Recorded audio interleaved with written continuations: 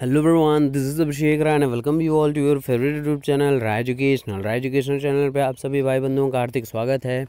मित्रों, आज के मॉर्निंग सेशन में आज के प्रमुख अखबारों से कई इंपॉर्टेंट न्यूज़ अपडेट को हम लोग कवर करेंगे, जिनमें प्रमुखता से बात करेंगे एलटी ग्रेड शिक्षक भर्ती एग्ज़ाम की। एलटी ग्रेड रिजल्ट में और देरी संभव। रेलवे में 1 लाख पदों से ज़्यादा भर्ती निकली है, जिसका मैंने आपको रात में नोटिफिकेशन बता दिया था। पूरे नोटिफिकेशन आप लोगों को पूरी चीज़ बताई थी।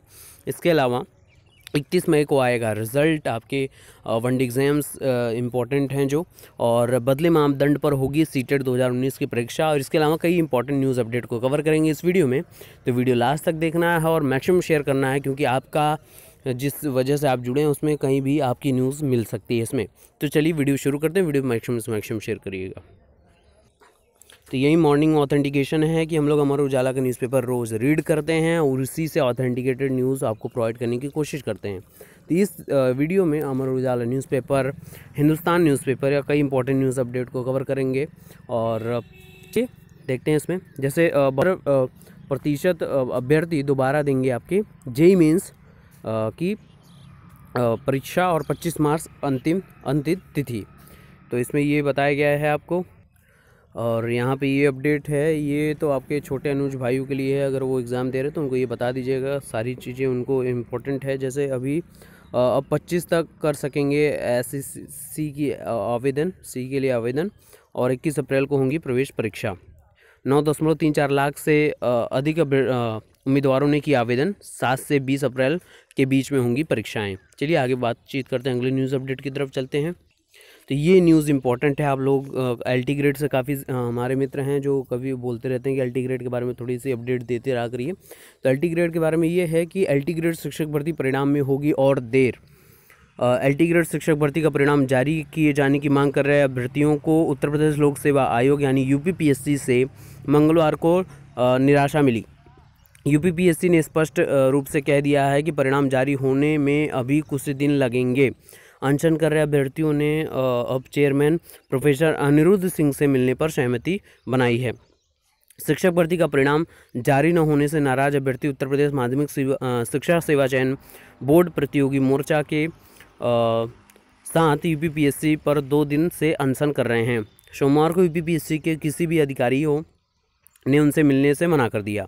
मंगलवार को आपके अनुज सचिव मना कर दिए। मंगलवार को उन्हें एक प्रतिनिधि मंडल को बुलाकर वार्ता की। स्पष्ट शब्दों में बताया कि परिणाम जारी होने में अभी लंबा समय है, और हालांकि कम पदों वाले 2 विषयों का परिणाम तैयार हो जाने की उन्होंने जानकारी दी, और बताया कि तमाम याचिकाओं पर हुए आदेश के अनुपालन में विधिक अड़चन भी दूर की जा रही है।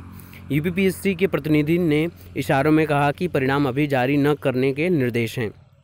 परिणाम कब जारी होंगे इसको लेकर भी निश्चित तौर पर नहीं बताया गया। हाँ, यह जरूर सलाह दी गई कि वे चाहें तो इसके लिए कोर्ट जा सकते हैं। इससे अभ्यर्थी संशय में है कि उन्हें बार बार कोर्ट जाने की प्रेरणा क्यों दी जा रही है। मोर्चा आपके संयोजक विकी खान, अध्यक्ष डॉक्टर सिंह और अभ्यर्थियों ने कहा कि यूपीपीएससी का रवैया भर्तियों के लिए हित में नहीं दिख रहा है, और उधर चुनाव आचार संहिता लगी होने के चलते पुलिस ने भी अनशन आगे बढ़ाने पर कड़ाई करने की चेतावनी दी है। तो यहाँ पे शिक्षा विभाग से रिलेटेड ये जो लेट लतीफ़ी वाला कार्यक्रम है, इसको थोड़ा सा ध्यानपूर्वक इस पे कार्य होना चाहिए। चलिए चलते हैं अगली न्यूज़ की तरफ।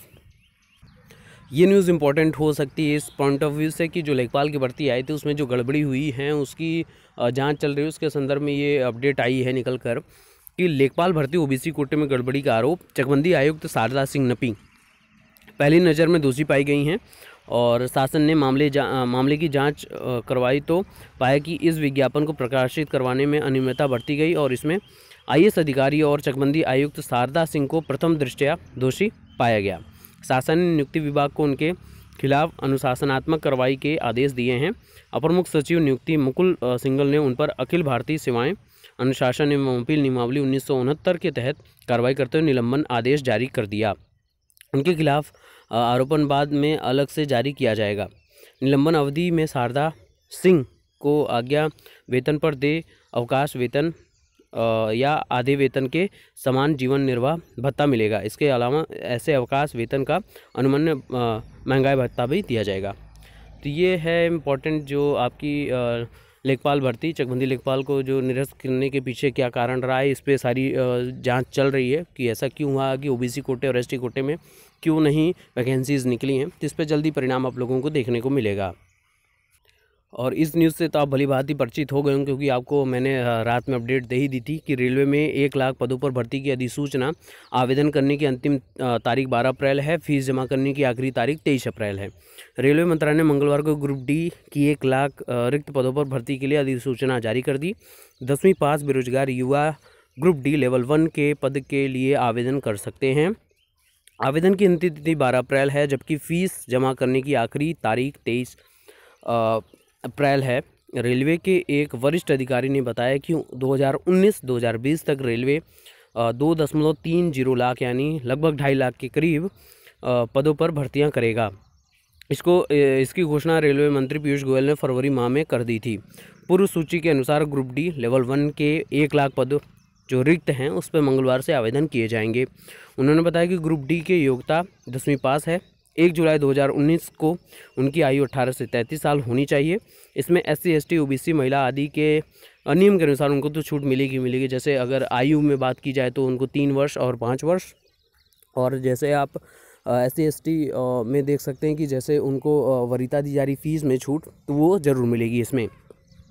इसके अलावा बात करें तो ग्रुप डी के trackman, gangman, helper, pointsman, electrical, mechanical engineering, signal and telecom विभाग में भर्ती की जाएगी। अधिकारी ने बताया कि सामान्य वर्ग के आवेदकों के लिए 500 रुपये व आरक्षित वर्ग के 250 रुपये फीस रखी गई। तो आप सभी को मैंने अपडेट दे दी है। इसके अलावा इसमें इंपॉर्टेंट ये है कि जो PET एग्ज़ाम होगा, यानी फिजिकल आपका जो टेस्ट होगा, आवेदक ऑनलाइन अथवा बैंक के माध्यम से फीस अपनी अदा कर सकते हैं। ग्रुप डी के आवेदकों को लिखित परीक्षा पास करनी होगी। उनके दस्तावेजों की जांच व मेडिकल किया जाएगा। अंत में उन्हें शारीरिक परीक्षा पास करनी होगी। यानी आप सभी को पहले अपना रिटन एग्ज़ाम देना पड़ेगा, उसके बाद आपके जो डॉक्यूमेंट्स हैं, डॉक्यूमेंट का वेरिफिकेशन और मेडिकल होगा, और उसी में आपका PET एग्ज़ाम हो जाएगा, यानी फिजिकल एफिशिएंसी जो टेस्ट होता है उसमें हो जाएगा आपका। युवतियों को 20 किलो वजन के साथ 2 मिनट में 100 मीटर की दूरी तय करनी अनिवार्य है। विकल्प के तौर पर युवती 5.4 मिनट यानी 5 मिनट 40 सेकंड में 1000 मीटर दौड़ पूरी करनी होगी, जबकि युवाओं को 35 किलो वजन के साथ 2 मिनट में 100 मीटर की दौड़ लगानी है। तो ये आपके लिए रेलवे के इम्पोर्टेंस जो भी रही वो सारी अपडेट इसमें है। चलिए अगली न्यूज़ की तरफ चलते हैं हम लोग। तो 31 मई को आएगा रिजल्ट, इसकी अपडेट दी थी मैंने। तो इसमें सिपाही भर्ती से रिलेटेड ये न्यूज़ है कि केंद्रीय सुरक्षा बलों में सिपाहियों की भर्ती के लिए हुई कर्मचारी चयन आयोग यानी SSC की भर्ती सिपाही भर्ती में परीक्षा 2018 का परिणाम 31 मई को घोषित किया जाएगा। इस आशय की सूचना आयोग की वेबसाइट पर जारी की गई है। सेंट्रल आर्म पुलिस फोर्स यानी CRPF के अंतर्गत आने वाले आपके CRPF, CISF, SSB आदि सुरक्षा बलों में सिपाहियों तथा असम राइफल्स के राइफलमैन के लिए परीक्षा 11 फरवरी से 11 मार्च के बीच में हुई थी। इसके तहत 58,373 पदों पर भर्ती की जानी है। देश भर के 52,20,335 अभ्यर्थियों ने इसके लिए आवेदन किया था। इनमें से आपके 30,41,284 परीक्षा में शामिल हुए थे, यानी 52 में से 30 ही शामिल है। लगभग कह सकते हैं कि 50% तक लोग शामिल हुए, 50 से ज़्यादा भी हो सकता है। लाउडर रोड स्थित SSC मध्य क्षेत्र दफ्तर के अंतर्गत आने वाले यूपी और बिहार के 1,47,08,730 परीक्षार्थियों को इसमें शामिल होना था। इनमें से 9,18,717 परीक्षार्थियों ने परीक्षा दी थी। तो ये आपकी सिपाही भर्ती से रिलेटेड है कि 31 मई को आएगा आपका रिज़ल्ट। और अंत में ये इम्पॉर्टेंट न्यूज़ आपकी सीटेट एग्ज़ाम को लेकर कि बदले मानदंड के मुताबिक ही होगी आपकी सीटेट की परीक्षा। केंद्रीय माध्यमिक शिक्षा बोर्ड यानी CBSE ने केंद्रीय अध्यापक पात्रता परीक्षा यानी सीटेट बदले हुए मानदंड के मुताबिक ही कराने का फैसला लिया है। इसके बाद अब पहली कक्षा से 5वीं कक्षा तक के शिक्षक बनने के लिए वह सभी लोग पात्र हैं जिन्होंने 2010 से पहले B.Ed की परीक्षा पास की है। सीटेट की परीक्षा 7 जुलाई 2019 को होनी है। CBSE के सचिव एवं सीटेट के निदेशक अनुराग त्रिपाठी ने बताया कि राष्ट्रीय अध्यापक शिक्षा परिषद NCTE की ओर से 23 अगस्त 2010 को शिक्षकों की नियुक्ति के लिए न्यूनतम योग्यता से संबंधित अधिसूचना जारी की गई थी। इसके अनुसार जिन अभ्यर्थियों ने 2010 से पहले B.Ed किया है वह सीटेट का पहला पेपर पास करके पहली कक्षा से 5वीं कक्षा तक शिक्षक बन सकते हैं।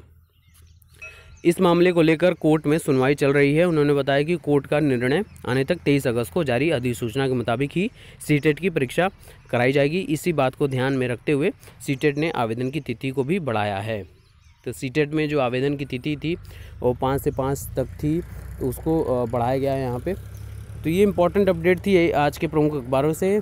आपके जो भी व्यक्तिगत कमेंट हों, चाहे आपके रेलवे से कोई कमेंट हो या रेलवे में भर्ती अप्लाई ग्रुप डी से कोई कमेंट हो, कोई व्यक्तिगत प्रश्न जरूर पूछिए, यहाँ पे आपको जवाब सबके मिलेंगे। Stay tuned on Raj education, stay blessed and stay motivated. God bless you all. Bharat माता की जय। Thank you so much.